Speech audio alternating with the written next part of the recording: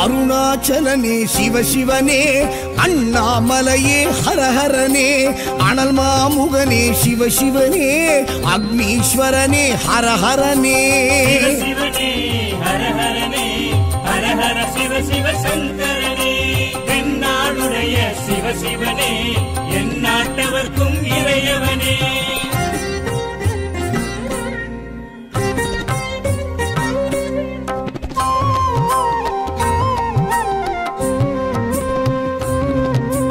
அஷ்டலிங்கனே சிவ சிவனே, அர்த்தநாரீஷ ஹரஹரனே, முக்திபுரீஸ்வர சிவ சிவனே,